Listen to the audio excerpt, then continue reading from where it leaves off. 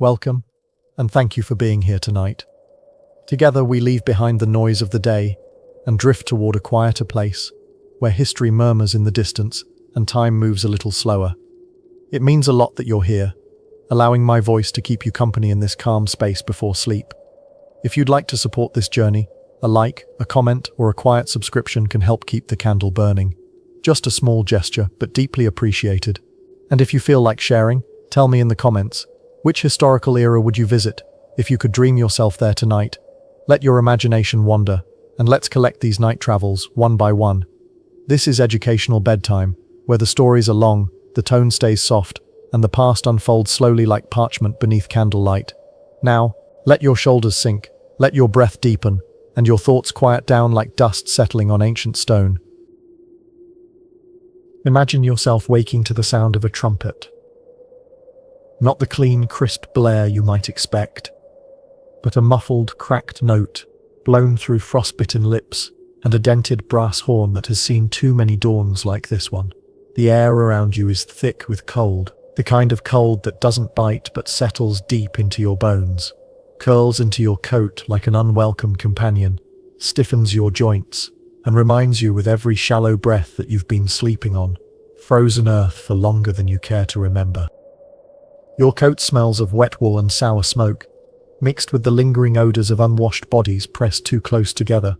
You haven't removed it in days, perhaps weeks, because the alternative is death, and you've seen enough of that already. Beneath it, layers of clothing cling to your skin, damp from yesterday's snow and the day before that, each layer a testament to your desperation to stay warm, to stay alive. The fabric has become a second skin, molded to your body by moisture and movement, a prison of cloth that you dare not abandon.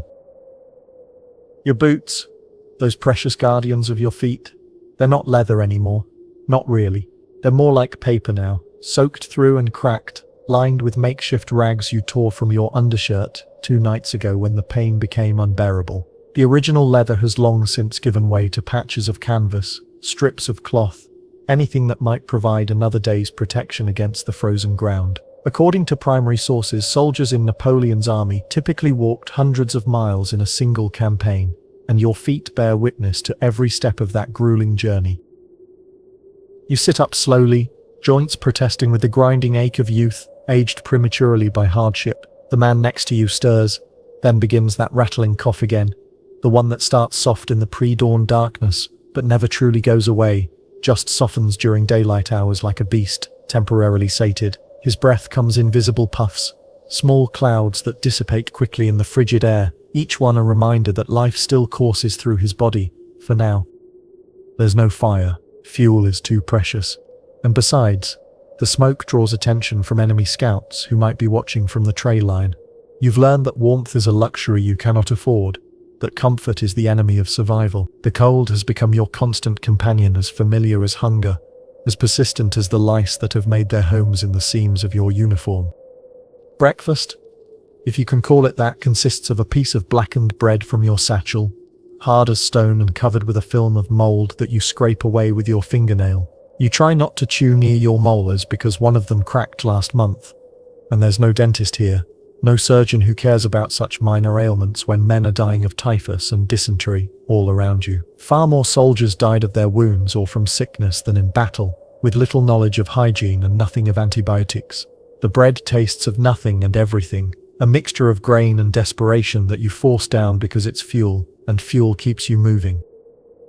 You stand, and already your knees protest with the sharp pain of joints that have endured too much too young.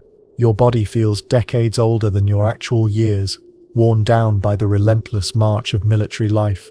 Because today, like yesterday and the day before, you march 20 kilometers, maybe more, through mud that sucks at your failing boots, over frozen ground that sends shocks through your spine with every step, past landmarks that have become meaningless in their repetition.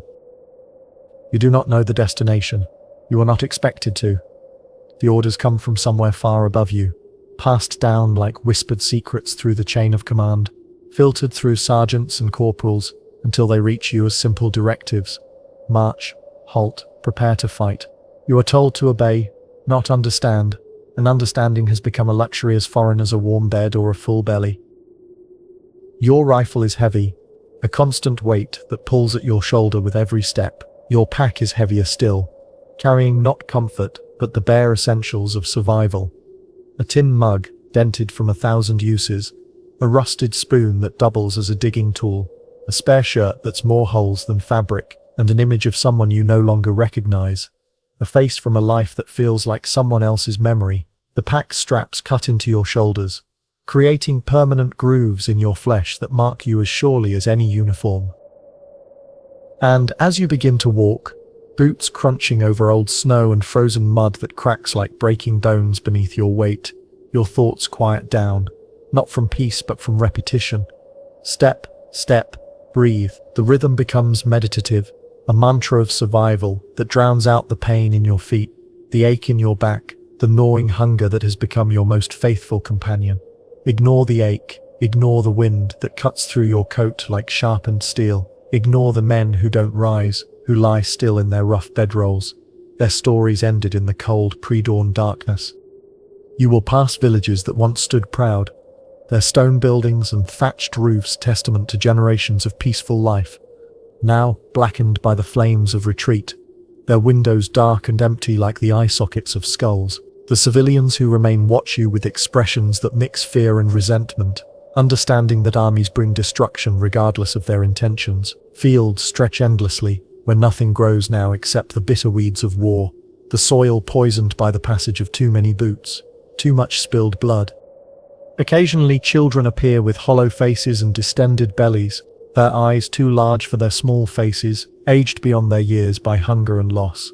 They follow the column for a while, hoping for scraps, for mercy, for some small kindness from the passing soldiers. Sometimes you have nothing to give, sometimes you do, and you share what little you have, knowing it means you'll go hungrier yourself, but unable to ignore the desperate gratitude in their eyes. The drumbeat sounds, but not for morale, not for the stirring rhythm of military marches you remember from training. This drumbeat is different, slower, more solemn, a funeral dirge that signals death. Another comrade who won't see another dawn. Someone will be buried later, maybe with a prayer, if there's time and someone remembers the words. Maybe not, if the enemy is close, or the ground too frozen to dig. Disease deaths were so common that some historians suggest multiplying battle deaths by 3 to include deaths from illness. And yet, despite it all, despite the cold and hunger and constant presence of death, there is order. There is routine that becomes a lifeline in the chaos of war. The army feeds itself on discipline and on hope, fragile as spider silk, but strong enough to keep men moving when logic says they should lie down and surrender to the inevitable. Hope that the next campaign will be shorter, that this time perhaps peace will hold long enough for wounds to heal and strength to return, that this season, miraculously, the boots will last. By nightfall, you stop wherever you can find shelter from the wind. No tents for common soldiers like you, just a hollow in the ground that you scrape out with your hands, or the broken beams of an abandoned barn that provides the illusion of protection from the elements. You lie down next to strangers, men whose names you might not even know, but whose breathing becomes as familiar as your own. Some alive, some dying, their labored breaths a reminder of your own mortality. You dream, when sleep comes at all, of a meal that does not exist, of warmth that feels like a distant memory, of faces that grow dimmer with each passing day. When you wake, you do it all again, because you are a soldier in Napoleon's army, one of hundreds of thousands of men caught in the machinery of empire, and that is what soldiers do. They endure, they march, they survive another day, because the alternative is unthinkable. Now imagine another day, but different, warmer but no more forgiving. The sun above the Spanish plains is unrelenting, pale and bleached like bone, hanging in a sky the color of dust and desperation. The air doesn't move, it just hangs thick and oppressive, laden with dust that gets into everything, gunpowder residue that stings your nostrils, and the slow, sweet rot of summer heat working on things that should have been buried days ago. You wipe your brow with a sleeve already soaked through with sweat and grime, leaving streaks of mud across your forehead. There's no water, not enough anyway, never enough. You drank the last of your ration hours ago, a few precious drops that barely wet your tongue, and now you begin to wonder if water was ever truly cold, or if your memory has tricked you into believing in such impossible luxuries. The uniform that was once your pride has become a patchwork of repairs and replacements, held together by determination and whatever thread you could scavenge. The blue wool has faded to grey under the relentless sun. The brass buttons are dull and green with verdigris, their shine lost to sweat and weather. Only the eagle remains visible above your heart, a worn thread embroidered long ago in a different country, for a different purpose when the world still made sense and wars had clear beginnings and ends. You pass olive trees, their ancient trunks blackened by fire, their branches reaching toward heaven like the arms of supplicants. A field of wheat, once golden and promising, now trampled into the earth by the passage of armies, the grain scattered and useless. A town shuttered and silent, its inhabitants fled or hiding behind barred doors waiting for the soldiers to pass like a plague of locusts. You and your regiment are not always welcomed here. These foreign lands where you fight battles, whose causes seem increasingly abstract. Sometimes there are villagers brave enough to offer help, who hide bread beneath floorboards and share it with hungry soldiers despite the risk to themselves. Other times they hide blades instead, and the night brings whispered death to unwary sentries. The guerrilla fighters do not wear uniforms like civilized soldiers. They blend into the landscape like shadows, like the dust itself, appearing without warning and disappearing just as quickly. You've learned to sleep lightly, to trust no one completely, to never walk near wells where snipers might be waiting. You've learned to listen for silence, because sometimes silence means something is waiting in the darkness, and the difference between alertness and death can be measured in heartbeats. The Spanish campaign has taught you new forms of suffering. The heat is different from the cold of northern Europe, but no less deadly.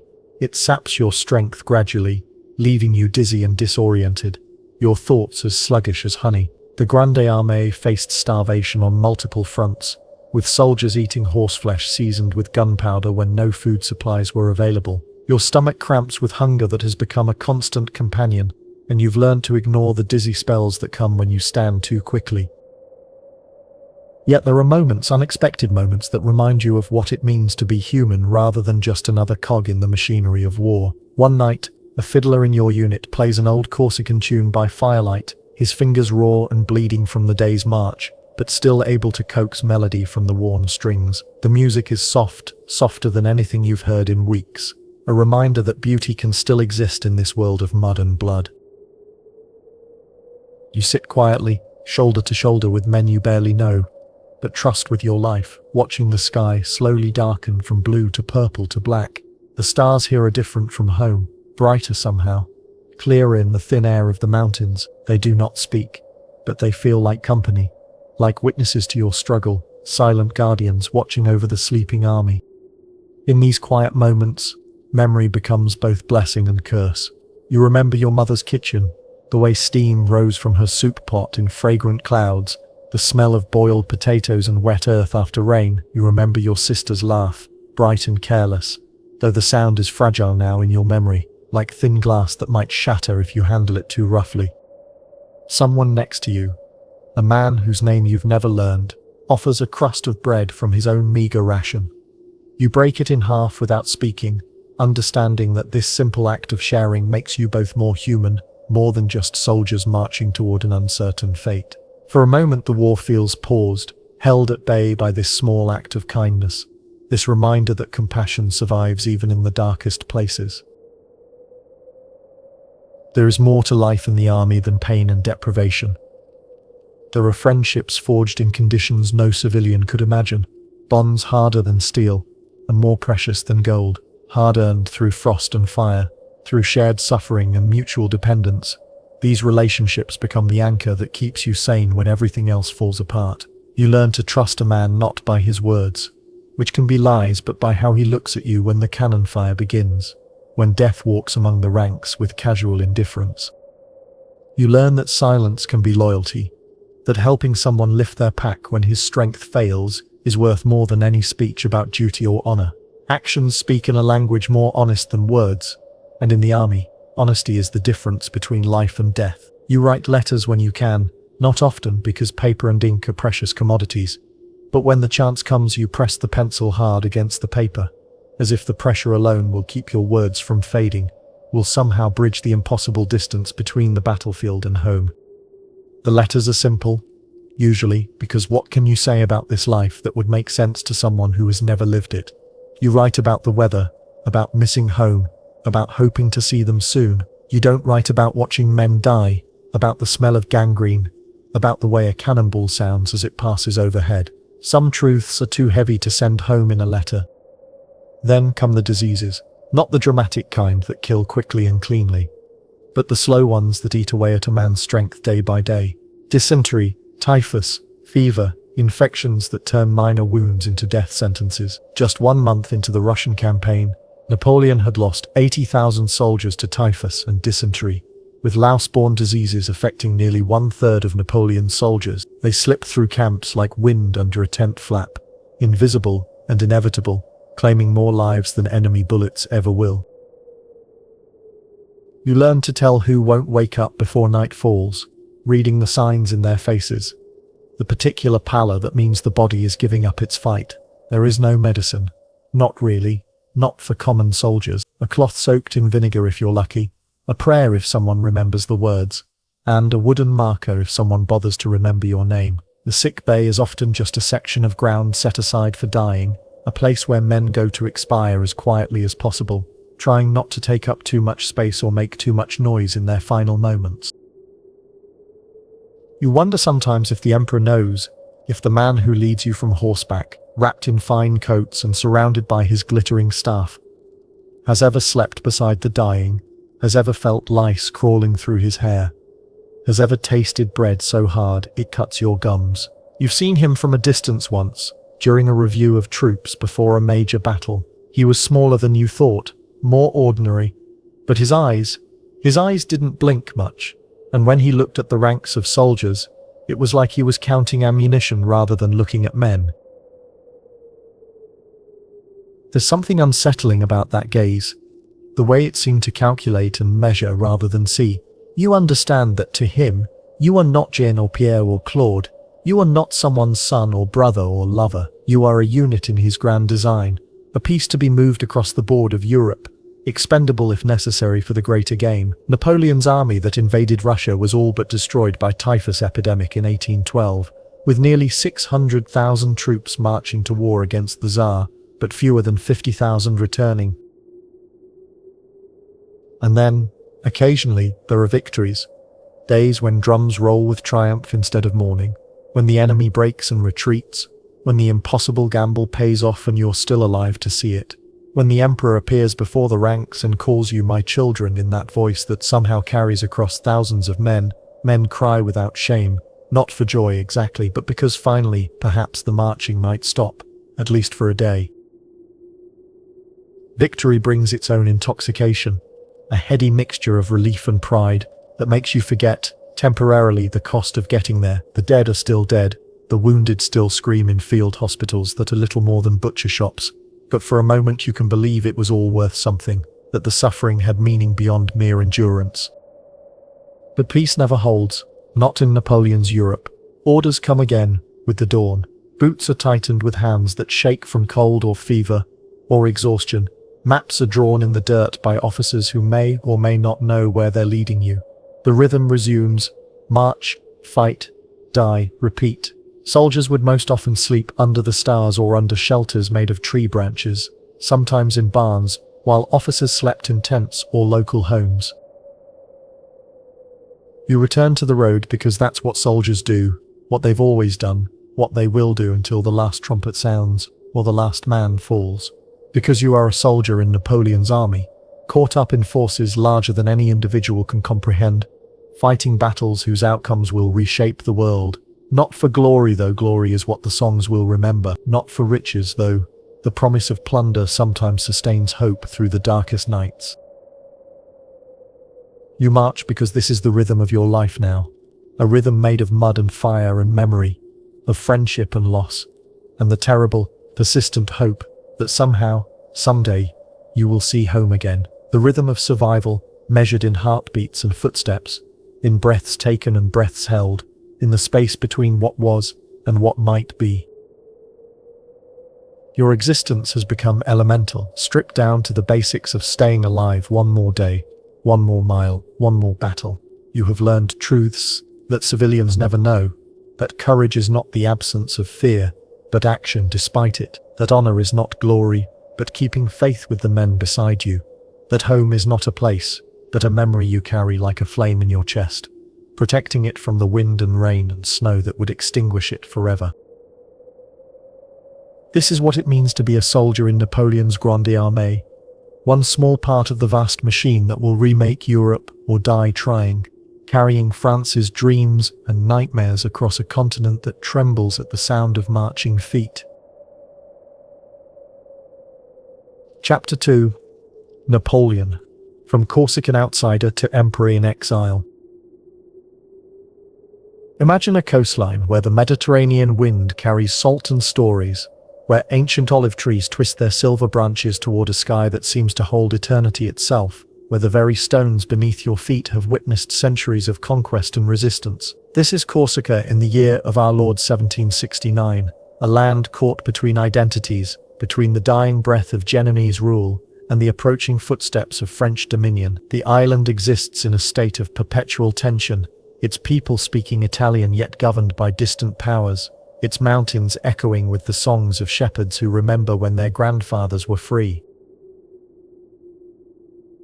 Here, in the narrow streets of Ajaccio, where fishing boats bob against weathered docks and the scent of wild maki fills the evening air, Napoleon Bonaparte draws his first breath on August 15th. The timing is not accidental, though he does not yet know it. Corsica has just become French through the Treaty of Versailles, sealed mere months before his birth, after French troops defeated the Corsican independence fighters led by Pasquale Paoli at the Battle of Ponte Nuovo. Among those who fought for Corsican freedom stands Charles Bonaparte, Napoleon's father, a man who will teach his son that loyalty is fluid, that survival sometimes demands bending with the wind rather than breaking against it. The house where the future emperor enters the world is not grand. Stone walls 2 feet thick keep out the winter wind, but they cannot keep out the sound of chickens scratching in the courtyard, or the murmur of voices speaking Corsican Italian with inflections that mark them as islanders, forever separated from the mainland by more than water. The Bonaparte family claims ancient Tuscan nobility, tracing their lineage back to the 16th century when they first arrived on the island, but nobility here means little more than a name and a coat of arms painted on crumbling plaster. Charles Bonaparte is a lawyer, but law in Corsica is a precarious profession, especially when the laws keep changing with each new ruler. He has married Letizia Ramolino, a woman of remarkable beauty and even more remarkable strength of will. When she was barely past girlhood, she will bear him 8 children who survive to adulthood, each one a mouth to feed in a house where meals are measured, where bread is not wasted, where the luxury of meat appears only on feast days and after successful hunts. The young Napoleon grows up in a world of sounds and smells that will haunt his dreams long after he has left this island behind. The clatter of wooden wheels on cobblestones, the cry of gulls wheeling over the harbour, the distant bleating of goats on hillsides that rise like green and brown waves toward the sky. His mother speaks to him in rapid Italian, her voice carrying the musical cadences of the island, while his father tells him stories of Rome, of Julius Caesar, of empire and glory that seem as distant as stars. The boy is not like his siblings, where they are content to chase chickens and splash in tidal pools. Napoleon sits in corners with books, his dark eyes moving across pages with an intensity that makes adults uncomfortable. He copies maps with careful precision, tracing coastlines and mountain ranges, memorizing the shapes of countries he has never seen but somehow knows he will visit. When other children play at war with wooden swords, he draws battle formations in the dirt, calculating angles and advantages with a mind that already thinks in terms of strategy rather than play. At age 9, the world changes. Not gradually, as childhood usually ends, but with the sudden finality of a door closing. Charles Bonaparte has made his peace with French rule, has learned to navigate the bureaucracy of the occupying power, and this pragmatism brings opportunity. Young Napoleon will be sent to mainland France, to the military school at Brienne, where he will be educated at the expense of the crown. It is an honor, his father explains, but the boy understands instinctively that it is also an exile. The boat that carries him away from Corsica is small and creaks with every wave, and Napoleon clutches his few belongings. A handful of books, some clothes his mother has carefully mended, a rosary she pressed into his palm with tears in her eyes, while the island grows smaller behind him. The crossing is rough, the Mediterranean showing its teeth, and the boy's stomach rebels against the motion. But it is not seasickness that brings tears to his eyes as he watches Corsica disappear into evening mist. It is the knowledge, perhaps not fully formed but certainly felt, that he is leaving one life behind and sailing toward another that will remake him entirely. France in 1779 is a country balanced on the edge of a knife. The few yet understand how sharp that edge has become. The young Corsican arrives in a world of privilege and protocol, of powder and silk, of elaborate ceremony and even more elaborate inequality. The school at Brienne is designed to transform the sons of minor nobility into officers for the king's army, to teach them mathematics and military science, to fill them with loyalty to the crown and reverence for tradition. But Napoleon is different from his classmates in ways that go deeper than accent or birth. Where they see tradition, he sees weakness. Where they accept hierarchy, he questions its logic. He enters the school as a king's scholar, a position that marks him as both deserving and dependent. And this double identity, honored yet patronized, included yet forever marked as an outsider, shapes his understanding of power in ways that will echo through history. The other boys mock his accent when he speaks French, calling him the little Corsican. With the casual cruelty of children who have never known want, never felt the sting of being foreign in their own country. They laugh at his provincial clothes, at the way he holds his fork, at his intense manner of studying that seems to suggest their own casual approach to learning is somehow inadequate. But ridicule is a teacher, and Napoleon learns its lessons well. He studies not just military science and mathematics, but the delicate social mathematics of power, the way influence flows like water through channels carved by birth and wealth and charm. He becomes paradoxically more French than his French classmates, not in mannerisms or background, but in his mastery of French culture, French history, French ways of thinking about war and statecraft. He reads Voltaire and Rousseau, but also Plutarch and Caesar, drawing connections between ancient ambitions and modern possibilities. While other students memorize Latin conjugations, he memorizes the campaigns of Alexander, tracing the Macedonians' route across maps and understanding not just where he went, but why, and how those same principles might apply to European warfare. By the time he graduates and receives his commission as a second lieutenant of artillery, Napoleon has become Napoleon, has learned to speak French without the musical lilt of Corsica, has acquired the mannerisms of French society while never quite belonging to it. He is commissioned as an officer in the French Royal Army in 1785, at the age of 16, a young man with old eyes and a mind that already moves several steps ahead of whatever conversation he finds himself in. Artillery is not the glamorous branch of the military. Infantry charges with sabers flashing, cavalry thunders across battlefields with plumes streaming. But artillery requires mathematics, patience, the ability to calculate trajectories and angles while cannonballs whistle overhead. It suits Napoleon perfectly.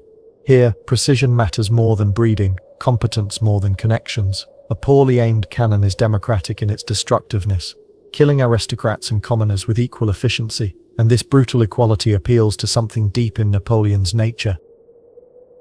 He serves in various garrisons, earning a reputation as a competent officer with an unusual interest in military theory, but also as a man apart, someone who reads too much and socializes too little, who spends his evenings studying maps instead of playing cards. His fellow officers find him intense, perhaps a bit odd, certainly ambitious in ways that make them uncomfortable, but they also recognize his competence, his ability to solve problems that stump others, his uncanny knack for being right about tactical questions.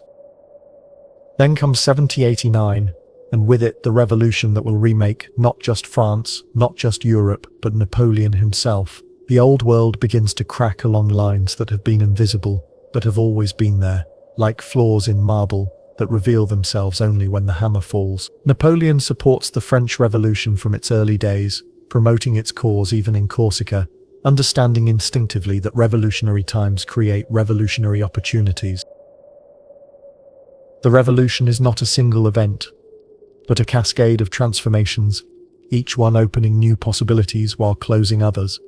Kings fall, and with them the entire architecture of power that has defined European civilization for centuries. Suddenly, birth matters less than ability, tradition less than innovation, loyalty to the crown less than loyalty to new ideas about liberty and equality, and the rights of nations to determine their own destiny. For a young artillery officer from Corsica, these changes represent more than political theory. They represent possibility, the chance to rise based on merit rather than birth, to prove that intelligence and ambition matter more than noble bloodlines or court connections. Napoleon watches the revolution unfold with the calculating eye of a chess player, understanding that every fallen piece creates new strategic opportunities. His first real chance comes in 1793 during the Siege of Toulon. The port city has fallen to royalist forces backed by British ships, and the revolutionary government desperately needs to recapture it. Napoleon, now 24 and still relatively unknown, proposes a plan that others consider unorthodox, perhaps even reckless. Instead of a conventional siege, he suggests concentrating artillery fire on specific points, using mathematical precision rather than brute force to break the enemy's position. The plan works spectacularly. The royalist forces are routed, the British fleet withdraws, and suddenly everyone in the revolutionary government wants to know the name of the young artillery officer who accomplished what others had deemed impossible. Napoleon is promoted to brigadier general, and more importantly, he begins to understand that he possesses something rarer than courage or even competence.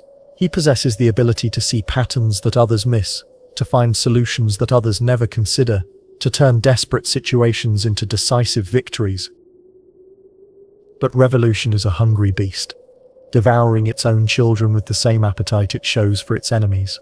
The political situation in Paris shifts like sand, and Napoleon finds himself briefly imprisoned during the Terror, his association with certain political figures making him suspect.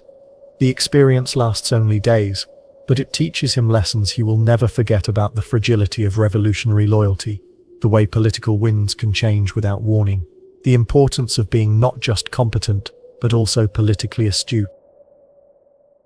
He emerges from prison with his ambitions intact, but his methods refined. He understands now that military genius must be paired with political intelligence, that winning battles means nothing if you cannot also win the confidence of those who give orders. He begins to cultivate relationships with politicians, to present himself not just as a soldier but as a protector of revolutionary ideals, someone who can be trusted to use military force in service of political goals. The opportunity to prove this comes in 1795, when royalist forces threaten Paris itself. The Directory, the government that has emerged from the chaos of the revolution, needs someone to defend the capital, someone who can restore order without asking too many questions about methods. Napoleon, now 26 and hungry for larger commands, volunteers for the task. What follows becomes known as the whiff of grape shot, a phrase that makes cannon fire sound almost gentle, almost accidental. But there is nothing gentle or accidental about Napoleon's response to the royalist uprising. He positions his artillery with mathematical precision, and when the crowds advance, he gives the order to fire. Grape shot, clusters of small iron balls that turn cannons into massive shotguns, tears through the advancing royalists with devastating efficiency. The uprising collapses in minutes. Order returns to Paris, but so does fear, the understanding that the revolution now has protectors who will not hesitate to use the most extreme measures to defend it. Napoleon has demonstrated that he is not just a brilliant tactician, but also a man willing to make difficult decisions, to accept responsibility for actions that others might find troubling, to be both protector and executioner, as circumstances demand. The Directory rewards him with command of the Army of Italy, a force that exists more on paper than in reality. The soldiers he inherits are demoralized, underfed, poorly equipped, months behind in pay, and skeptical of yet another general sent from Paris to lead them into battles that serve political rather than military logic. They have fought too many campaigns for too many different governments, have seen too many commanders come and go, have learned the bitter lesson that revolutionary ideals often translate into empty stomachs and bloody fields. But Napoleon speaks to them in a language they understand, not the flowery rhetoric of political speeches, but the practical promises of a general who comprehends that armies march on their stomachs, that morale depends as much on food and pay as on patriotic enthusiasm. He tells them they will eat well once they begin winning, that their current poverty will become future glory, that France will know their names and their sacrifices. More importantly, he tells them exactly how he plans to achieve these goals, sharing strategic insights in ways that make each soldier feel like a participant rather than merely a tool. And they begin to believe him, not because his words are more eloquent than those of previous commanders, but because his actions demonstrate competence. He reorganizes supply lines, ensures that ammunition and food actually reach the troops, pays attention to details that other generals delegate to subordinates. He learns the names of sergeants and corporals, asks about their families, remembers which units distinguished themselves in which battles, creates the kind of personal connection that transforms an army from a collection of individuals into a unified force. The Italian campaign that follows becomes a masterclass in military strategy, but also in political theatre. Napoleon does not simply defeat Austrian and Piedmontese forces, he destroys them with a speed and completeness that shocks European military establishments. He moves his army with unprecedented velocity, striking where enemies least expect, concentrating superior force at decisive points while leaving his opponents confused about his actual intentions. Each victory feeds the next, creating momentum that becomes almost irresistible. His soldiers, who began the campaign as skeptical mercenaries, evolve into devoted followers who would march into hell if their general pointed the way. They have discovered that winning battles is easier than losing them, that competent leadership makes previously impossible tasks seem almost routine, that following Napoleon means sharing in victories that will be remembered long after they are dead. But Napoleon understands that military victories must be translated into political success, that conquering territory means nothing unless that conquest serves larger strategic goals. He negotiates treaties with defeated enemies, not as a soldier following orders from Paris, but as a statesman representing French interests. He establishes new republics in conquered territories, spreading revolutionary ideals, while also ensuring that these new governments serve French strategic needs. The dispatches he sends back to Paris are not merely military reports, but carefully crafted political documents, designed to enhance his reputation, while minimizing the apparent independence of his actions. He presents himself as the faithful servant of the Directory, but his successes make it clear that he is rapidly becoming more than just another general. He is becoming a symbol, an embodiment of revolutionary energy and French military superiority, a figure around whom popular imagination begins to crystallize dreams of glory and empire. Newspapers across France begin to feature his name, not buried in lists of military appointments, but prominently displayed in headlines that celebrate his victories. Children learn to pronounce Bonaparte before they can properly spell their own names, and songs are written celebrating his campaigns. He has become, in the span of less than 2 years, not just a successful general, but a national hero, someone whose reputation transcends military circles and enters the realm of popular culture. But symbols are hungry things requiring constant feeding, constant validation, constant expansion to maintain their power. Napoleon understands this instinctively, recognizes that his current success creates expectations for future triumphs, that standing still means falling behind in the remorseless mathematics of reputation. He needs new challenges, new opportunities to demonstrate that his Italian victories were not flukes, but evidence of genuine strategic genius. The Directory, perhaps recognizing the dangerous implications of Napoleon's growing popularity, offers him command of an expedition to Egypt. On the surface, the campaign makes strategic sense, an attempt to strike at British interests in the Mediterranean and the route to India, but Napoleon sees deeper possibilities. Egypt represents not just military conquest, but intellectual adventure, the chance to follow in the footsteps of Alexander the Great, to add scholarship to his military achievements, to become not just a conqueror but a figure of historical significance. He brings with him not only cannons and cavalry but also scholars, scientists and artists, transforming a military expedition into a voyage of discovery. This is warfare reimagined, conquest that seeks not just to defeat enemies, but to unlock secrets, to decode hieroglyphs and measure pyramids, to catalogue flora and fauna, to bring Enlightenment methodology to lands that have remained mysterious since ancient times. The Egyptian campaign becomes a fascinating mixture of success and failure, of brilliant tactical victories shadowed by strategic limitations. Napoleon wins battles against Mamluk forces, capturing Cairo and establishing French control over much of the Nile Delta. But he cannot overcome the fundamental problem of distance and supply lines. British naval power prevents reinforcement and resupply, turning Egyptian conquest into a kind of glorious imprisonment, a victory that cannot be sustained or expanded. Yet the campaign succeeds in ways that pure military conquest could never achieve. The scholars Napoleon brings with him lay the foundations for modern Egyptology, decode the Rosetta Stone, produce detailed studies of ancient monuments and modern customs that will fascinate European intellectual circles for generations. Napoleon himself emerges from the campaign not as a general who failed to achieve strategic objectives, but as a figure who transcends ordinary military categories, someone who combines practical competence with intellectual curiosity, who seeks to conquer not just territory but knowledge itself.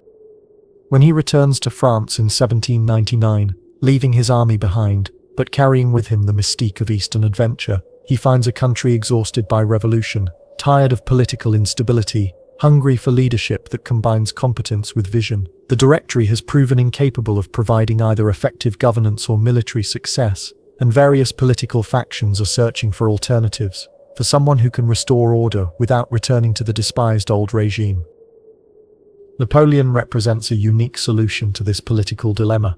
He is revolutionary enough to appeal to those who support republican ideals, but also competent enough to attract those who simply want effective government. He embodies military success without threatening civilian authority, intellectual sophistication without academic impracticality, ambition tempered by apparent loyalty to French national interests.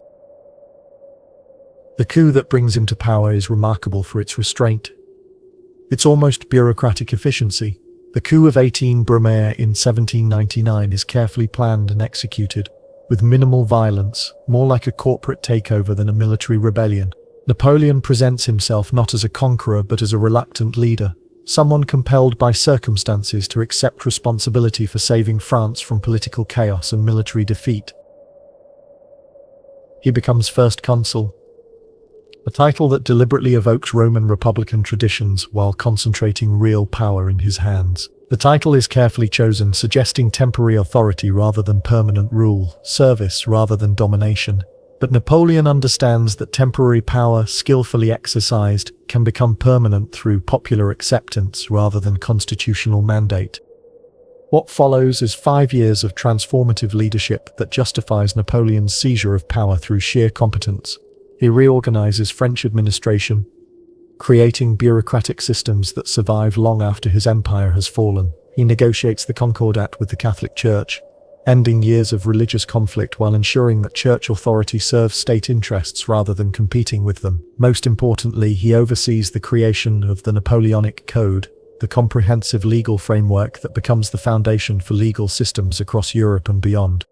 But his greatest achievement during these years is the restoration of French military dominance, through a series of campaigns that demonstrate strategic brilliance on an unprecedented scale. At Austerlitz in 1805, he destroys a combined Austrian and Russian army in what many consider the most perfect tactical victory in military history, using terrain and weather and enemy overconfidence to create conditions for complete triumph. At Jena and Auerstedt in 1806, he shatters Prussian military power so completely that the kingdom that produced Frederick the Great essentially ceases to exist as an independent force. Each victory reinforces Napoleon's authority while expanding French influence across Europe, creating a dynamic where military success and political power feed each other in an ascending spiral of achievement. He is no longer just first consul, but emperor, a title he assumes in 1804 through a carefully orchestrated ceremony that combines revolutionary legitimacy with imperial grandeur. The coronation ceremony is remarkable for its symbolism, particularly the moment when Napoleon crowns himself, rather than allowing the Pope to perform the ceremony, a gesture that announces to Europe and history that this emperor owes his authority to no one but himself, that he represents a new kind of power based on merit and achievement rather than divine appointment or hereditary right. The empire that follows is vast, not only in geographic scope, but in the breadth of its ambitions. Napoleon does not simply conquer territory, he reorganizes it, creating new kingdoms and republics, installing family members and loyal generals as rulers, extending French administrative and legal systems across boundaries that have defined European civilization for centuries. His brothers become kings, his marshals become princes, his influence extends from the Atlantic to the borders of Russia, from the Baltic to the Mediterranean. Yet, always, inevitably, there is war, not just the occasional conflict between rival powers, but constant, grinding, exhausting warfare that consumes resources and lives and energy in quantities that would have been unimaginable to previous generations. Austria, Prussia, Russia, Britain. The list of enemies changes, but the fundamental reality remains the same. Napoleon has made himself so powerful that other European nations cannot accept his dominance, cannot allow French hegemony to become permanent, cannot risk the possibility that his empire might actually succeed in remaking European civilization, according to French models. And Napoleon himself seems unable to stop, unable to consolidate his gains and accept limitations, unable to recognize that even the most brilliant strategic mind cannot indefinitely expand without eventually overreaching. Each victory creates new enemies, each conquered territory requires garrisons and administrators, each extension of French power generates resistance that must be suppressed through additional military action. The pattern becomes self-reinforcing, almost mechanical in its inevitability. Success breeds ambition. Ambition requires expansion. Expansion creates opposition. Opposition necessitates military response. Military response leads to further success, and the cycle continues until it encounters obstacles that cannot be overcome through tactical brilliance or strategic innovation. The Spanish ulcer begins to fester in 1808, when Napoleon decides to depose the Spanish royal family and install his brother Joseph as king. On paper, the plan seems reasonable, even logical. Spain is a declining power, its military weak, its government corrupt, its colonial empire increasingly difficult to defend. French administration could presumably restore efficiency and competence, bringing Spanish resources under more effective management, while eliminating a potential source of opposition. But Spain proves different from other conquered territories. Its people less willing to accept foreign rule, its terrain better suited to guerrilla warfare, its culture more resistant to French efforts at administrative rationalization. The war that follows drags on for years, consuming men and resources that Napoleon needs for other campaigns, creating a permanent drain on French military strength that cannot be compensated by tactical victories or strategic ingenuity. British forces under Wellington establish themselves in Portugal and gradually expand their foothold, demonstrating that French military superiority is not absolute, that competent opponents using appropriate strategies can neutralize many of the advantages that have made Napoleon seemingly invincible. The Spanish campaign becomes a grinding war of attrition, exactly the kind of prolonged conflict that plays to British strengths while negating French advantages in mobility and concentration of force. Yet even as the Spanish War continues to consume resources, Napoleon cannot resist the lure of an even larger gamble, the campaign that will either establish French dominance permanently or destroy his empire entirely. In 1812, he assembles the largest army in European history, over 600,000 men from across his empire, for an invasion of Russia designed to force Tsar Alexander back into the continental system. The campaign begins with characteristic Napoleonic advantages: superior organization and mobility, allowing French forces to penetrate deep into Russian territory before their enemies can organize effective resistance. But Russia proves to be a different kind of opponent, one that employs strategic withdrawal rather than decisive battle, trading space for time while allowing distance and logistics to work against the invaders. Napoleon reaches Moscow in September 1812 with approximately 110,000 men, a fraction of the force with which he began the campaign, but still sufficient for decisive victory if the Russians can be compelled to negotiate. But Moscow is empty, its population evacuated, its strategic significance negated by Russian willingness to abandon even their ancient capital, rather than accept French terms. Worse, fires begin almost immediately, whether set by Russian agents or sparked by the chaos of occupation, turning the city into a furnace that destroys the supplies Napoleon's army desperately needs for winter quarters. He waits for a month, hoping that Tsar Alexander will recognize the futility of continued resistance. But no negotiators appear, no terms are offered, no acknowledgement comes that French military success should translate into political victory. The retreat begins on October 19, 1812, with 95,000 men still under arms, but winter has already begun to show its teeth, and the Russian army, reinforced and reorganized, begins to harass the withdrawing French forces with increasing boldness. What follows is one of the most catastrophic military disasters in history, a retreat that becomes a rout that becomes a humanitarian catastrophe on an almost unimaginable scale. Between the invasion and subsequent retreat, French forces suffer 500,000 casualties, with the overwhelming majority due to disease, starvation and weather rather than battle. The Grande Armée that entered Russia as the most powerful military force in European history staggers back across the frontier as a collection of starving, frost-bitten survivors, their morale broken, their equipment lost, their faith in Napoleon's invincibility shattered by the remorseless mathematics of logistics and weather. Napoleon himself abandons the army in December, racing back to Paris to manage the political crisis that Russian disaster has precipitated. But the damage extends far beyond military casualties. The myth of French invincibility lies buried in Russian snow, and across Europe, potential enemies begin to calculate whether this might be the moment to settle old scores, to reclaim lost territories, to restore the balance of power that Napoleon has so thoroughly disrupted. The Sixth Coalition forms with unprecedented speed and unity, bringing together Austria, Prussia, Russia, and Britain in common cause against French dominance. These are not the hesitant, divided opponents that Napoleon has defeated so often in the past, but desperate allies who understand that they are fighting for their survival as independent powers, that defeat means not just military occupation, but complete integration into a French-dominated European system. The campaigns of 1813 and 1814 unfold with grim inevitability, as Napoleon attempts to recreate the tactical brilliance of earlier years with resources that are inadequate to the task. He wins individual battles, demonstrates that his strategic genius remains intact, but he cannot overcome the fundamental mathematics of the situation.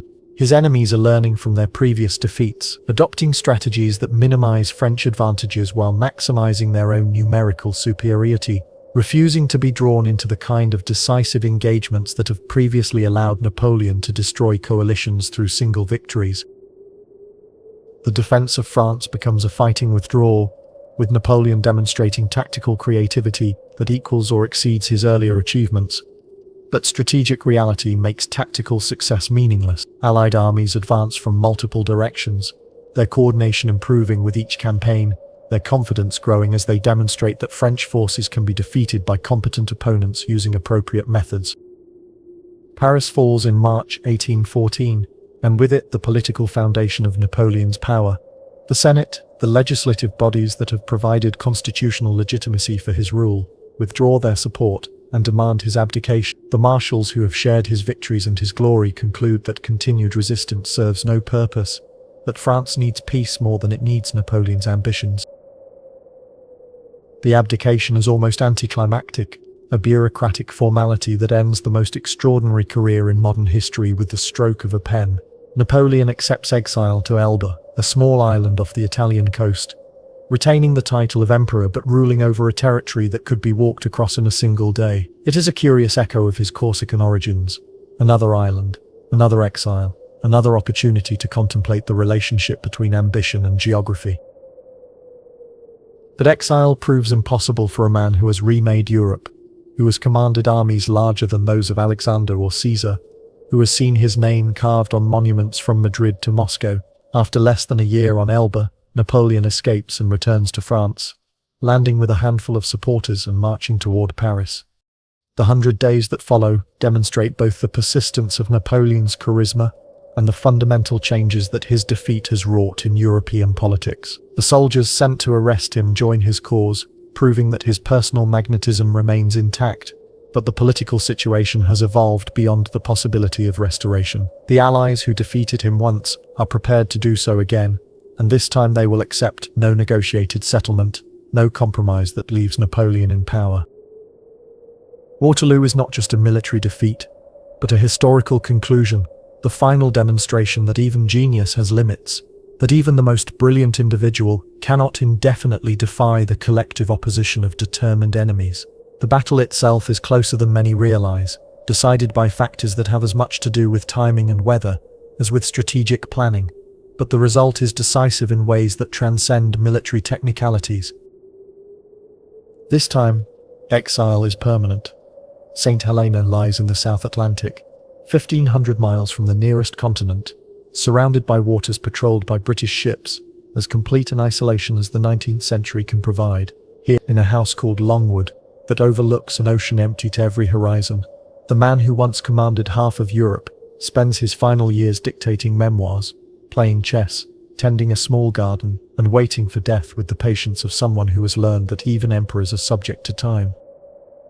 He dies on May 5, 1821, at the age of 51, not in battle, not in ceremony, not surrounded by the pageantry that has defined his adult life, but quietly, almost privately, in a room where the only sounds are wind through windows and the distant crash of waves against rocks that have witnessed empires rise and fall for millions of years before Napoleon was born, and will continue their patient erosion for millions of years after his name is forgotten. Yet even in death, his shadow lingers across Europe like morning mist, impossible to grasp, but impossible to ignore. The legal codes he created continue to govern societies across multiple continents. The administrative systems he established survived the fall of his empire. The very concept of nationalism that he both embodied and opposed continues to reshape the political landscape in ways that would have been unimaginable before his career began. He was a boy from Corsica who learned to speak French without an accent, who rose through talent and ambition and ruthless intelligence to command armies larger than those of any previous conqueror, who bent the map of Europe to his will, and then watched it snap back into configurations he could not control. His story is one of extraordinary achievement shadowed by inevitable tragedy, of genius undone by its own success, of a man who understood everything about power, except its limits. And perhaps that is the most human thing about Napoleon Bonaparte, the most universal element of his extraordinary story. He dreamed of reshaping the world according to his vision, and for a brief, impossible moment, he nearly succeeded. But time, that patient enemy of all ambition, eventually claimed him as it claims everyone, leaving behind only memories and consequences, and the eternal question of what might have been if genius and circumstance and simple luck had aligned just slightly differently. The waves still crash against the cliffs of St. Helena, wearing them down grain by grain, particle by particle, with the same inexorable patience that reduces emperors to dust and empires to footnotes in histories that fewer and fewer people bother to read. But for those who do remember, who trace the arc of that extraordinary life across the map of human possibility, Napoleon remains what he always was, proof that individuals can change history, and warning that history, in the end, always changes them back. Chapter 3. The Emperor's Body. Mystery, Legacy, and the Long Sleep. On St. Helena. Imagine the sea. Not the bright Mediterranean, warm and sparkling, but the long grey stretch of ocean that curls endlessly around a volcanic rock in the middle of the South Atlantic. St. Helena. Wind-carved. Isolated. So far from France, it may as well be the moon. Here, the man once called emperor lived the final chapter of his life. Not in marble halls, not on horseback, but in a damp house called Longwood, with peeling walls and shuttered windows, a prison dressed as a residence, a tomb for the living. The journey to this desolate place began in defeat, after Waterloo, after the abdication, after the brief return that historians call the 100 Days. Napoleon had gambled everything on one last throw of the dice. The dice had come up empty. Now he faced a choice that was no choice at all, exile or execution. The British, ever practical, chose exile. Better to let him waste away in obscurity than to create a martyr through execution. Napoleon arrived in October 1815. The HMS Northumberland had carried him across weeks of grey ocean. He would never leave. Never again see the shores of France. Never again hear the sound of French voices in familiar streets.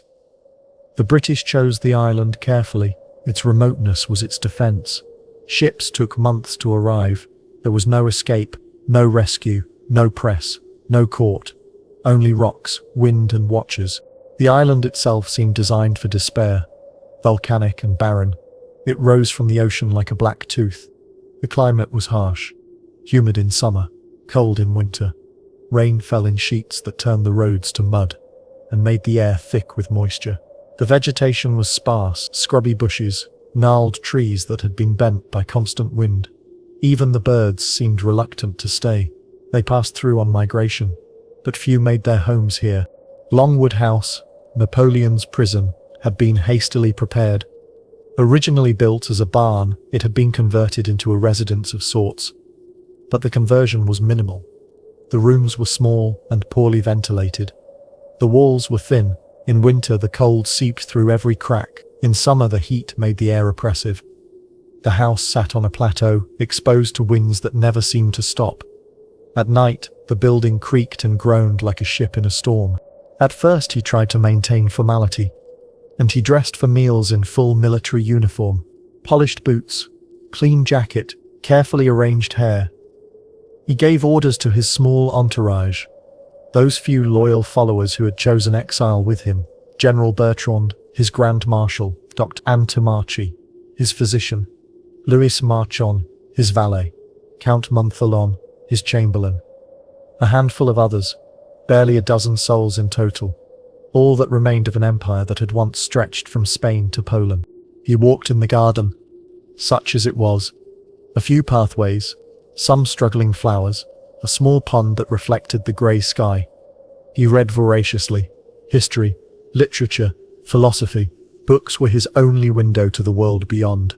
He wrote long letters to friends, family, anyone who might listen.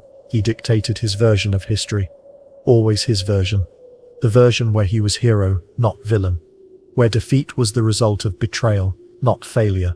Where exile was martyrdom, not punishment. He wanted to shape how he would be remembered. To recast failure as sabotage, exile as martyrdom. In his telling, he had been the champion of liberty, the defender of the revolution, the enemy of kings and tyrants. He had brought law to chaos, order to revolution. He had been building a new Europe, a better Europe. If only he had been given more time. If only the old powers had not conspired against him. If only the weather had been different at Waterloo. If only. But over time, the routines faded. The uniforms grew wrinkled. The daily walks became less frequent. The dictation sessions grew shorter. The house grew moldy. Moisture from the constant rain seeped into everything. Books warped. Clothes developed a musty smell. The wallpaper began to peel. Green and gold patterns that had once seemed elegant now hung in damp strips. He rarely went outside. The wind was too strong. The rain too persistent. The curious stares of British soldiers too intrusive. His weight increased. Without the constant activity of campaign life, without the need to inspire troops or command armies, his body began to change. The famous silhouette, hand tucked in vest, became rounder, softer. The face that had once been sharp with ambition grew puffy. His hair thinned. The carefully arranged locks that had been painted by David became sparse. Grey showed at the temples, then spread. Age was catching up with the man who had once seemed to hold time itself in his hands. He argued with his British jailers, constantly, bitterly, especially Hudson Lowe, the governor of the island, a man described by even his allies as cold and inflexible. Lowe had been chosen for his reliability, not his charm. He was a career soldier, competent but unimaginative. He followed orders precisely, without deviation or compassion. His relationship with Napoleon was bitter from the start. Distrust ran deep. Two men who had spent their lives in conflict, now forced into a dance of mutual suspicion. Napoleon refused English food, claiming it might be poisoned. Was this paranoia or prudence? The British had every reason to want him dead. Quietly, without fuss. A natural death would solve many problems. He insisted on his own cook, his own supplies. Wine had to come from France. Meat had to be prepared in the French style. Even salt was a source of contention. He insisted on his title, Emperor. Always Emperor. The British refused, calling him simply General Bonaparte. The title he had held before his rise to power. The title that acknowledged his military skill, but denied his political achievement. It was more than a name. It was a battle of memory, of dignity, of who he was, and who he had become. For Napoleon, the title was proof that his empire had been real, that his laws, his victories, his transformation of Europe had meaning. For the British, the title was dangerous.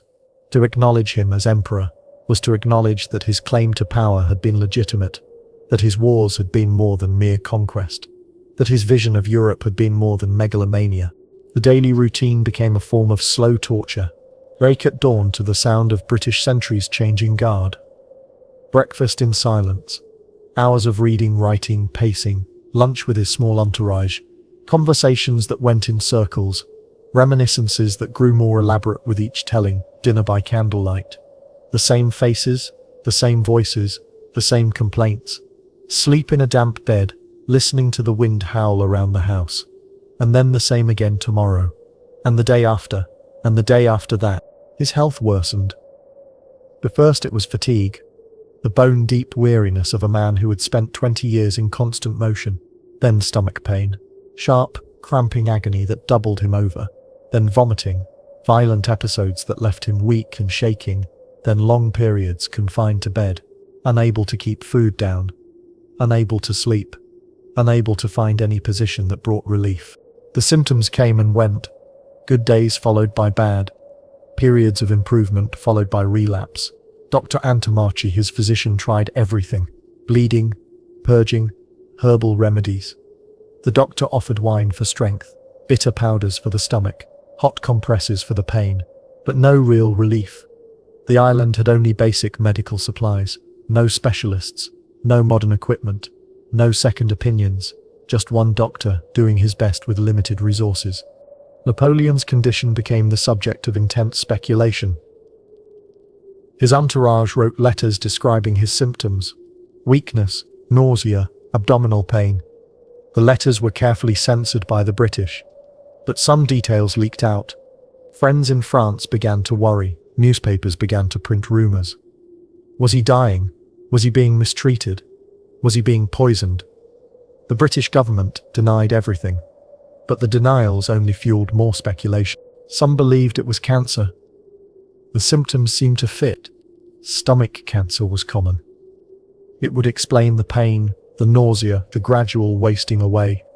It would also explain why the British doctors seemed so unconcerned.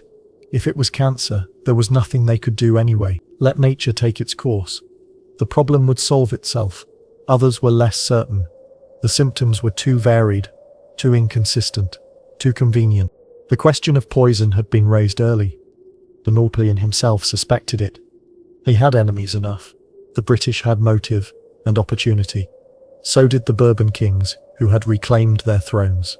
So did the Austrians, the Prussians, the Russians, any of the powers that had been humbled by his armies. But poison was hard to prove. The symptoms could be explained by many things: poor diet, stress, the climate, the isolation, the gradual breakdown of a body that had been pushed too hard for too long. And then, on May 5th, 1821, at the age of 51, Napoleon died. The end came quietly. He had been unconscious for hours. Breathing became labored, then stopped. Dr. Antomarchi pronounced him dead at 5:49 in the evening. The man who had commanded the Grande Armée, who had rewritten the map of Europe, who had crowned himself emperor in Notre Dame, died in a damp house on a volcanic rock, surrounded by a handful of loyal followers, far from the sound of French voices. The autopsy was performed the next day, on May 6, 1821.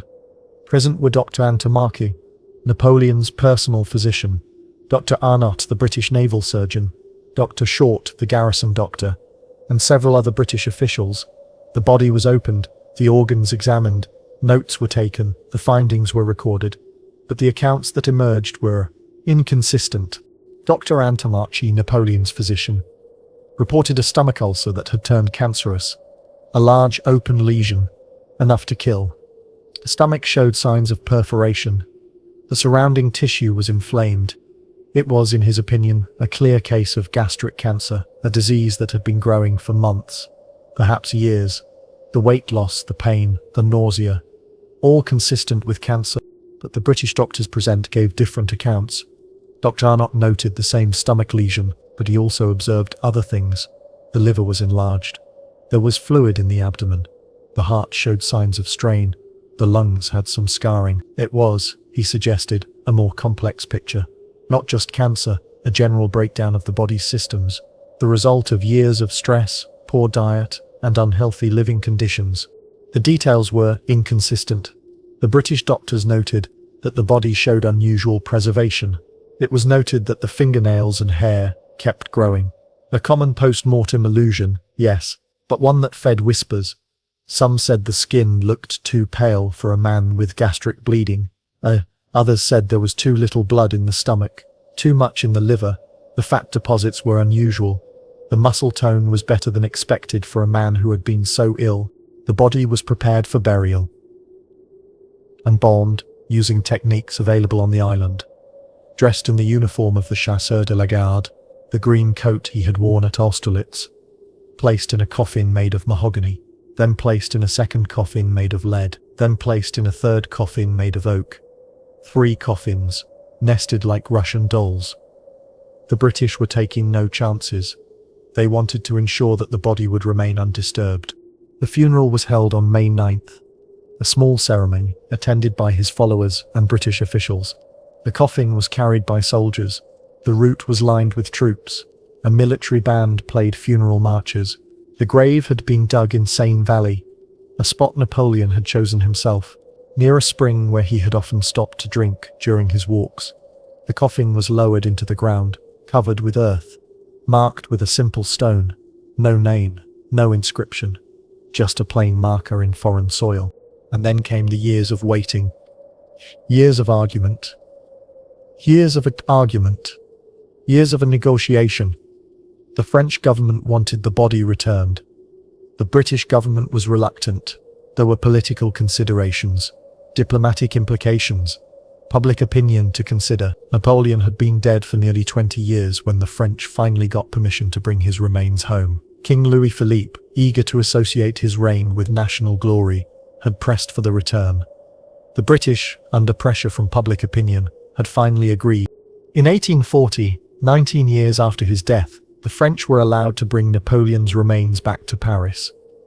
The mission was led by the Prince de Joinville, son of King Louis Philippe, a naval officer with a reputation for competence and discretion. He was accompanied by a small group of dignitaries, and by some of Napoleon's surviving followers, men who had shared his exile, who had been present at his death, who could verify that the body was genuine.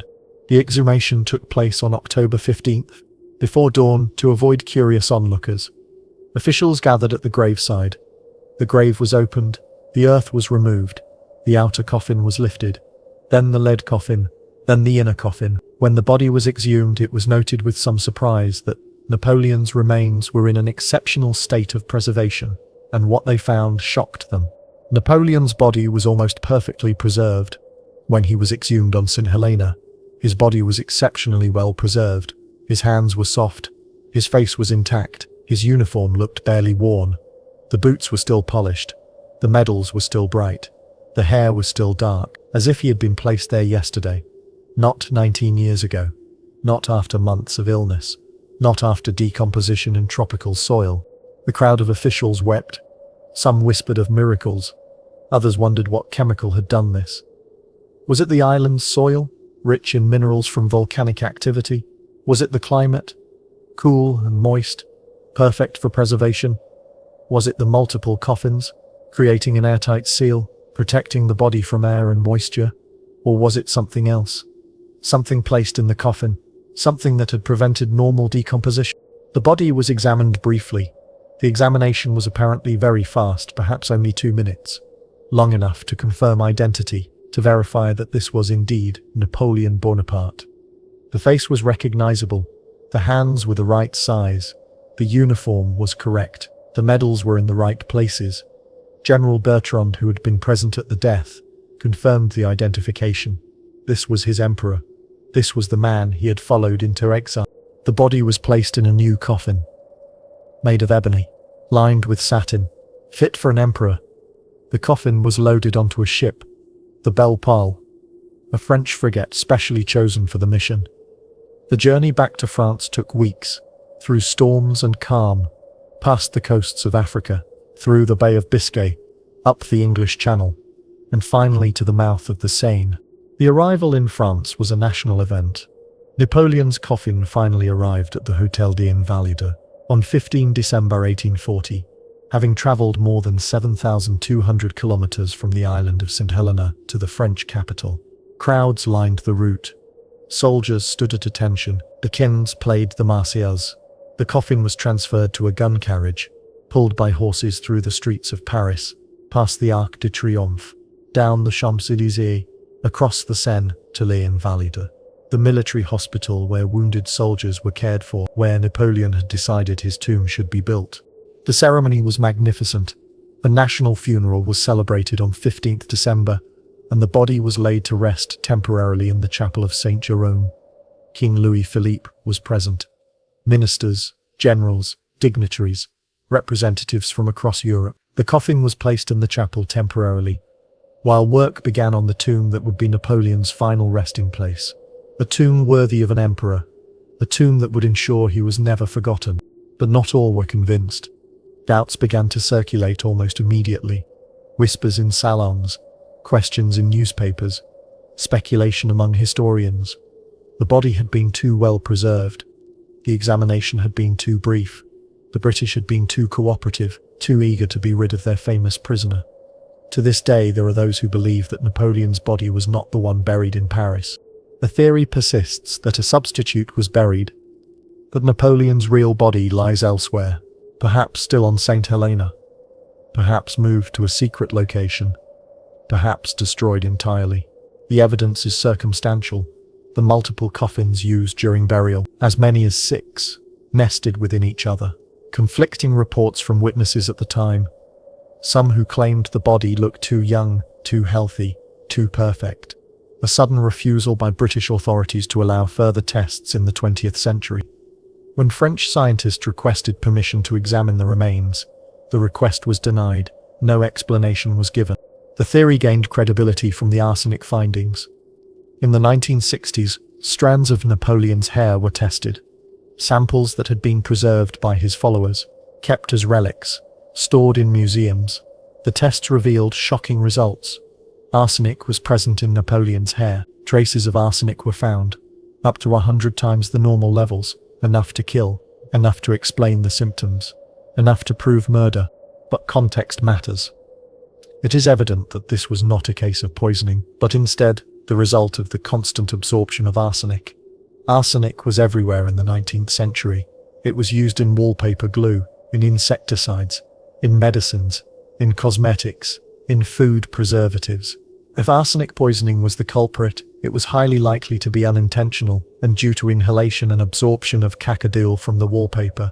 The walls of Longwood were covered in green wallpaper that contained arsenic-based pigments, wallpaper that, in the damp climate of St. Helena, could have released toxic gases, enough to poison slowly, enough to kill over time. Others disagreed. The diagnosis of arsenic poisoning in Napoleon is unconvincing. The levels, they argued, were too high, too sustained, too consistent.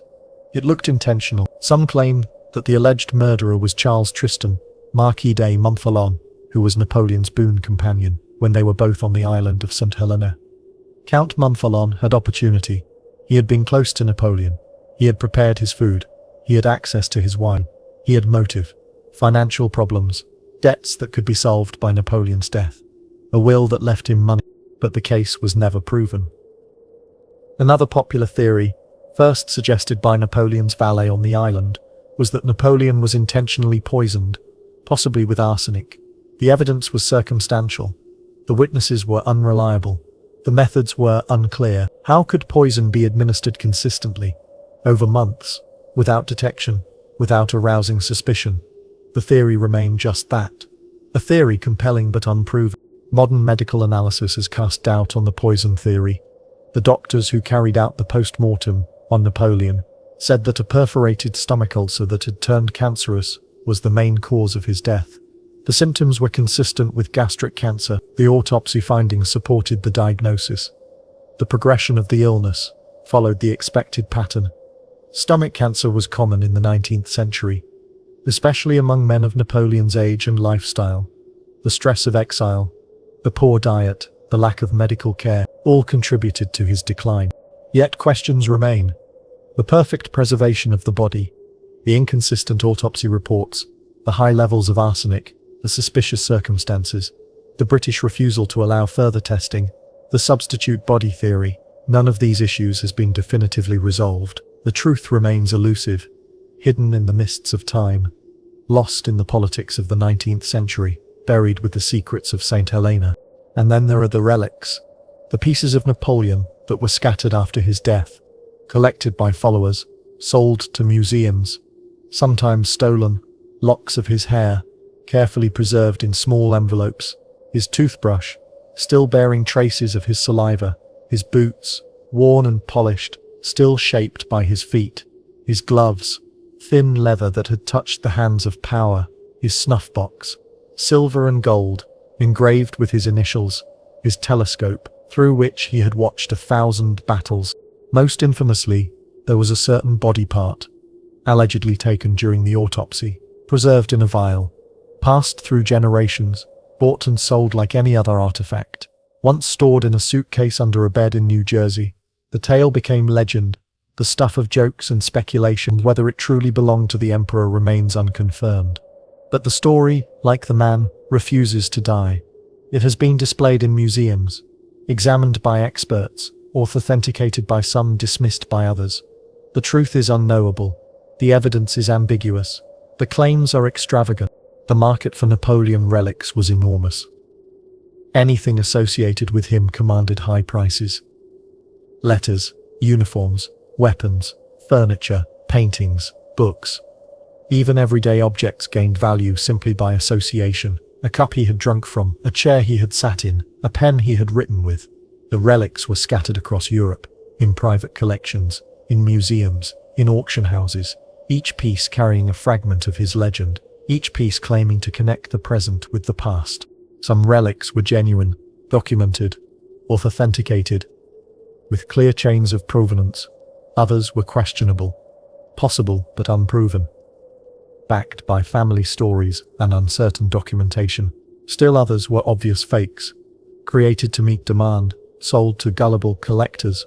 The market was flooded with Napoleon memorabilia, much of it false, all of it expensive, none of it able to capture the essence of the man himself. The hair samples were particularly controversial. Hair was easy to preserve, easy to share, easy to fake. Dozens of samples claimed to be from Napoleon's head, taken at different times, by different people, for different reasons.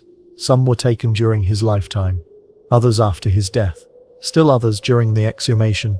The samples were tested, analyzed, compared. The results were inconsistent. Some showed high levels of arsenic, others showed normal levels. Some matched each other, others were completely different. The hair evidence was unreliable, contaminated by time, contaminated by handling, contaminated by wishful thinking. And finally, there is legacy. A legacy wrapped not in truth, but in memory. Napoleon's tomb is the monument erected at Les-Invalides in Paris, to keep the remains of Napoleon following their repatriation to France from St. Helena in 1840. In France, his image became myth, not of defeat, but of destiny. He was painted as a hero, sculpted as a god, quoted as a philosopher. His maxims were studied in schools. His strategies were analyzed in military academies.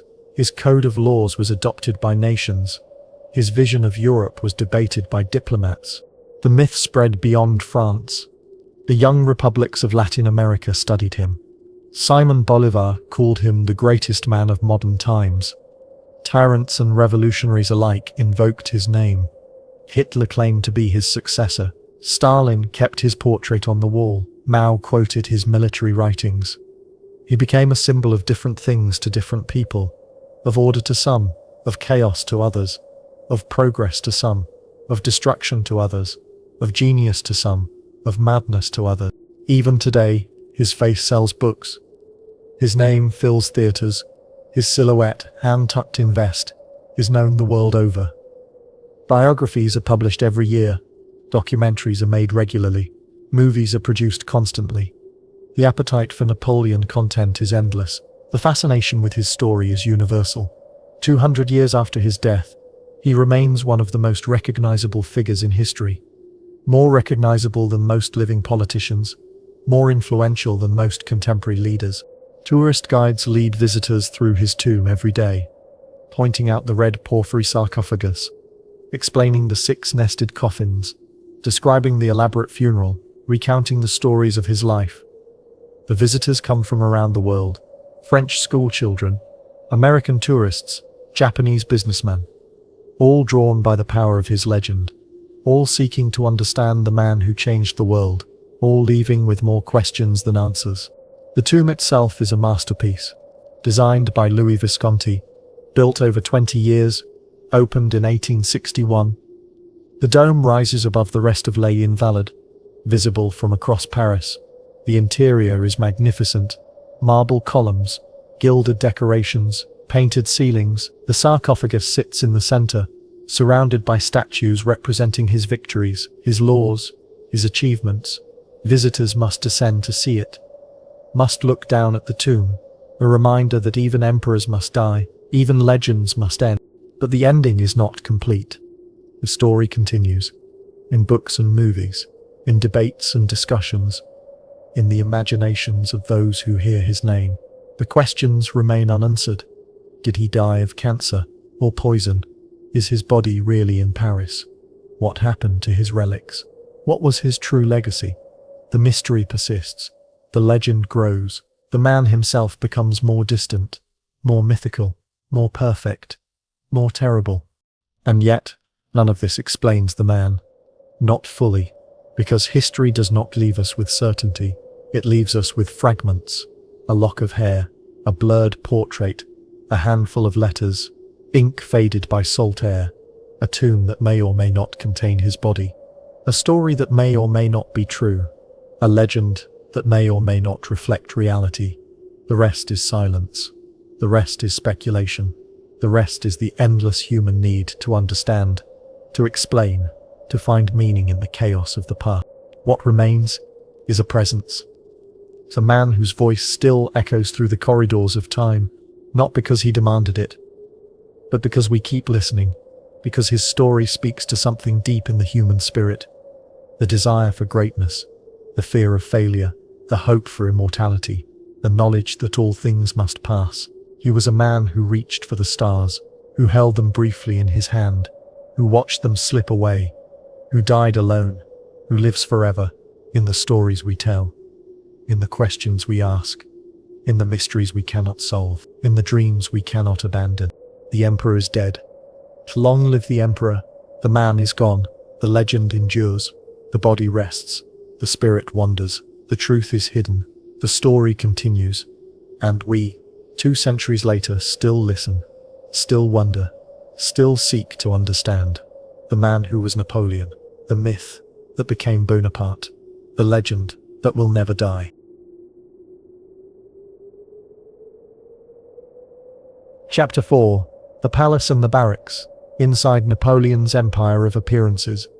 Now shift your focus. You are no longer a soldier marching through frozen mud, your boots cracking against ice that cuts like glass. You are not stumbling beneath a pack that weighs heavier than your own bones, nor waking beside men with coughing lungs that rattle in the darkness.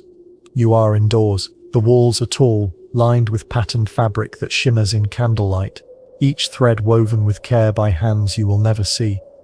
The floors gleam, recently polished by servants who rose before dawn. Outside, a carriage rolls by, its wheels clicking against cobblestones with the precision of a pocket watch. Inside, silence rules like an unspoken law. You are in Paris, in the heart of the First French Empire, where power moves like smoke through marble corridors. You wear a waistcoat, cut from cloth that whispers when you move, each fold tailored to suggest wealth without ostentation. Your shoes shine, though they pinch slightly near the heel, reminding you that even luxury carries its discomforts. Your gloves are tight, always tight. Everything here is fitted, tailored, watched. You are an official of the Napoleonic court, or perhaps the guest of one, and in this world of appearances, Every motion matters more than breath itself. Life within the Tuileries Palace, where Napoleon created his court with rules of etiquette drawn from the monarchy the revolution had destroyed, was a life of choreography as precise as any ballet. There were rules, so many rules that grown men spent hours memorizing the proper distance to maintain from the emperor's shadow, when to bow, and how deeply, where to stand, which varied by the time of day and the emperor's mood, how to walk, not too fast, lest you appear eager, not too slow lest you seem reluctant, when to speak, and in what tone, and above all, when not to speak at all. For silence here was not emptiness but a language unto itself. No one touched the emperor unless summoned. His appearance in a corridor could silence 20 men, their conversations dying like candle flames in a sudden wind. He did not shout, he did not need to. He carried a stillness that was not gentle, but heavy, like gravity itself, like a stone dropped into the center of a still lake, sending ripples through every soul in the room. When Napoleon walked, others measured their steps to his rhythm. When he paused, the world held its breath. His mornings began early, before the sun painted the Seine with gold. 5 o'clock, when Paris still dreamed of revolution and glory. He bathed in water heated by servants who had been awake since 4, their movements silent as shadows, dressed in clothes laid out with military precision, each button positioned exactly as it had been the morning before, reviewed reports that arrived by courier through the night, documents bearing seals from every corner of his expanding empire. He was fastidious, not about fashion, for he cared little for silk and velvet, but about function, about the machinery of power that required constant oiling. He preferred plain clothes, military coats that spoke of campaigns rather than ceremonies. But every item had its place, positioned with the same attention to detail he applied to troop formations. His sword hung at precisely the right angle. His medals caught the light just so. Even his hair, combed forward in that distinctive style, was arranged to project the image of a man who had conquered time itself. After his morning reports came meetings, councils where the fate of nations was discussed in voices barely above whispers. Letters followed, sometimes a dozen an hour, his pen scratching across paper with the urgency of a general directing artillery. His secretaries, men chosen for their speed and discretion, could barely keep up with the torrent of his thoughts. He dictated with precision, pacing the floor like a caged leopard, sometimes switching languages mid-sentence from French to Italian to German, each tongue serving a different purpose in the grand symphony of empire. And while the emperor moved through his tightly scheduled day, his court moved around him in a quieter orbit, planets circling a sun that burned too bright to look at directly. Josephine, his wife, settled into routines that were both consort and symbol.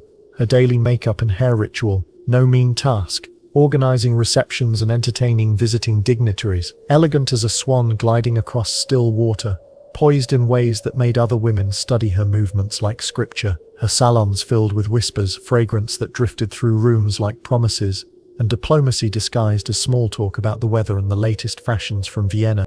She adored fashion, with a passion that bordered on devotion, setting trends that would ripple across Europe like stones thrown into water. Spent too much, far more than Napoleon preferred, her bills arriving like small declarations of war against his carefully managed budgets. But she had a gift that could not be bought or taught. She made people feel seen, truly seen, as if they were the only person in a room full of hundreds, where Napoleon imposed fear through the weight of his presence. Josephine offered warmth like sunlight after a long winter. She had her own chambers, rooms decorated in shades of rose and gold that spoke of femininity in an empire built on masculine force, and her own grief, carried quietly in the spaces between public smiles. She bore him no son, no heir to carry forward the dynasty he dreamed of creating. And though she loved him with a devotion that never wavered, and he, in his complicated way, loved her in return, he would eventually cast her aside, like a general abandoning a position that could no longer be held. The divorce ceremony in January 1810 was a grand but solemn social occasion, both reading statements of devotion before Napoleon married Marie-Louise of Austria, a younger woman whose womb might provide what Josephine's could not.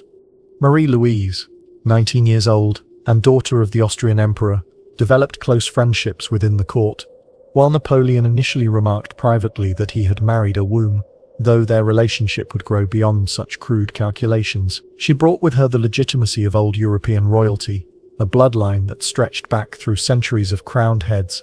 Yet she would always remain somewhat apart from the passionate intensity that had marked Napoleon's relationship with Josephine. Meanwhile, within the broader imperial court, status was both visible and brittle as autumn leaves. Gold braid told stories of campaigns survived. Medals spoke of battles won. The cut of a jacket, the quality of a button, the way a man held his shoulders, all conveyed meaning to those who knew how to read the language of power. So too did silence, for in a world where words could be weapons, the wise learned when to sheath their tongues. Napoleon distrusted most nobles, those who had inherited their positions through accident of birth, rather than merit, earned in blood and mud. Many had fled during the revolution, their chateaux burned, their privileges stripped away like bark from a tree. He preferred men of merit, soldiers who had proven themselves under fire, scientists who could improve his artillery, administrators who could make his empire function with clockwork precision. But still, he needed appearance, for an empire without pageantry was merely a collection of conquered territories held together by fear. And so, the palace glittered like a jewel in the crown of France. Mirrors lined the walls, reflecting not just faces but power itself, multiplying the image of imperial grandeur, until it seemed infinite. Chandeliers hung like crystallized starlight, their candles casting shadows that danced across portraits of emperors and kings. Endless staircases curved upward toward ceilings painted with scenes of triumph, each step a reminder that one climbed not just stairs but the ladder of power itself. The empire was young, barely a decade old, but it mimicked Rome with the enthusiasm of a child playing dress-up in his father's clothes. Columns rose like ancient trees, their marble imported from quarries that had supplied Caesar himself. Laurel wreaths crowned doorways, symbols of victory carved in stone that would outlast the men who commissioned them. Eagles perched above doors with wings spread wide, their bronze eyes watching all who passed beneath, with the patience of eternity itself. Pageantry replaced pedigree, ceremony substituted for centuries of tradition. The imperial etiquette stipulated detailed prescriptions for every minute detail of the imperial day, with chapters covering apartment arrangements, rites of entry, meals, and court mourning. Meals were ceremonies that had little to do with hunger, and everything to do with order. Not necessarily for food, which Napoleon ate quickly, even carelessly, often finishing his plate while others had barely begun their first course, but for order, for the display of hierarchy that reminded everyone of their place in the great machine of empire. The courses were fixed by tradition as rigid as military law, guests arranged by rank, their seating positions calculated with mathematical precision. No one reached for wine before the signal, a subtle gesture from the emperor that could make or break political careers. Conversations flowed in channels as predetermined as irrigation ditches, topics deemed safe for imperial ears mixing with carefully planted compliments and observations designed to flatter without appearing obvious. Afterward came dancing, though the emperor rarely participated in such frivolities. Theatricals followed, performances by actors who understood that their real audience was one man sitting in a box draped with imperial purple. Sometimes concerts filled the air, performed by orchestras drawn from across Europe, musicians whose talent had been conscripted as surely as any soldier's strength. The emperor rarely stayed long for such entertainments. He did not dance, his body too restless for such formalized movement. He did not linger over wine and conversation, his mind always racing ahead to the next campaign, the next conquest. He preferred maps to music, strategies to sonatas, the poetry of battle plans to the verses of court entertainers. But beyond the walls of the palace, beyond the glittering facade of imperial splendor, his empire was watched by eyes that never closed. The Ministry of Police, led by Joseph Fauché, maintained detailed surveillance of the court and citizens. Letters were read by clerks who worked in windowless rooms, their fingers stained with ink and secrets. Visitors were observed by men who memorized faces and conversations with the dedication of scholars studying ancient texts. Conversations were recorded by informants who smiled and nodded while mentally cataloguing every word for later report. The city glittered with the light of 1,000 candles. But it listened too, with ears pressed against every door, eyes peering through every keyhole.